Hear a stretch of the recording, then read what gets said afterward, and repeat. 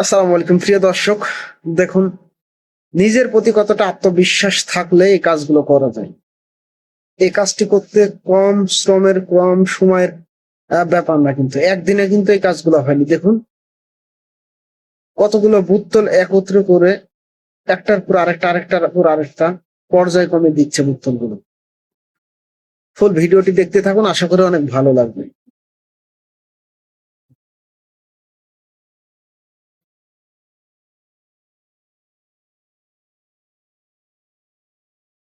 কি করে সম্ভব এগুলো? তো পড়ে যাওয়া লাগে।